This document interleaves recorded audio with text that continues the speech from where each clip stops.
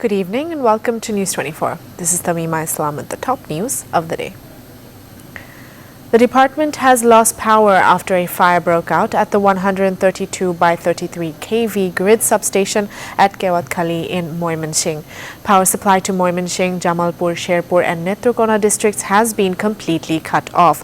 Abul Hussain, Deputy Director of Moimanshing Fire Service and Civil Defence, said the fire started at around 1:15 p.m. from a short circuit in the substation. After that, a transformer caught fire through Marcel box. Later, 2 units of the fire service brought the fire under control in an hour-long effort.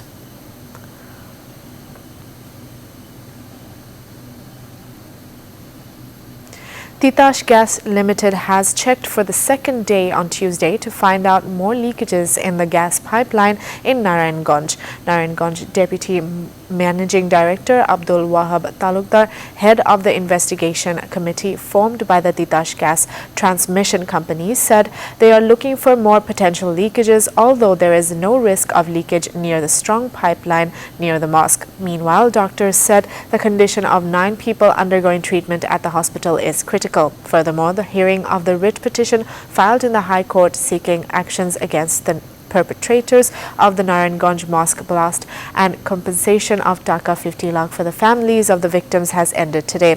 The court will give the order tomorrow. Prime Minister Sheikh Hasina said that global initiatives are needed to address the effects of climate change. She spoke out at the inaugural function of the Regional Office of the Global Center on Adaptation in Dhaka. At the same time, the Prime Minister said Bangladesh is committed to implementing the 2015 Paris Agreement to address the impact of climate change. It is feared that the average global temperature would rise by 1.5 degrees Celsius due to the reckless actions of developed countries. The consequences would be terrible for the South Asian countries. The Prime Minister also emphasized on integrated initiatives to implement the adaptation process. Former UN Secretary General Ban Ki-moon said Bangladesh is one of the most successful countries in the world in terms of fighting the impact of climate change.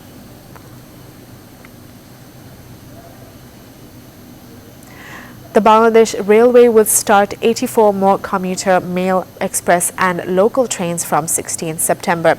With this, the number of trains would be 218. The remaining 144 mail and local trains were decided to be run in phases. This information was disclosed in a press release signed by Bangladesh Railway Deputy Director Khairul Kabir today. According to the press release, the train movement with half the passengers is being normalized in phases in compliance with the hygiene rules.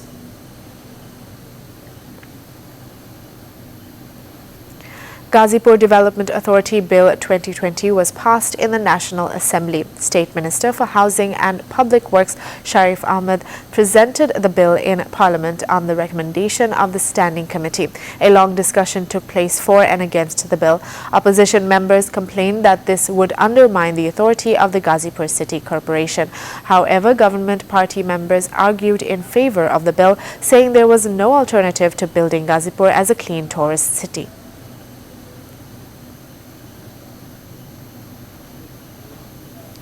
36 people have died from COVID-19 in the country within the last 24 hours, according to a press release issued by the Director General of Health Services, DGHS. The total number of deaths has reached 4,552. A total of 1,892 new infections were identified from 14,973 samples tested in the last 24 hours. With this, the total number of people infected stands at 3,29,251. Meanwhile, a total of 1,97,000 people have been infected with COVID-19 and 3,846 people lost their lives in the last 24 hours worldwide. With this, the total number of infections in the world crossed 2,75,14,000. The total loss of life stands at about 8,97,000. Furthermore, the dose of the first batch of corona vaccine in Russia has been made available to citizens.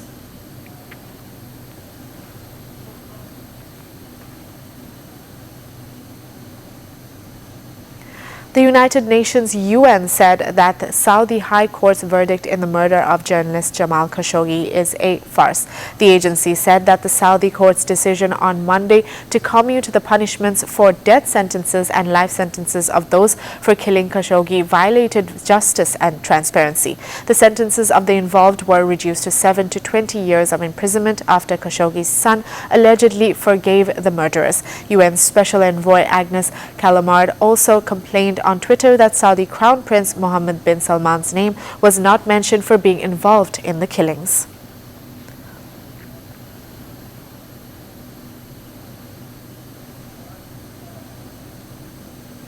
That's all the news for today. Thank you for watching News 24. Please stay with us.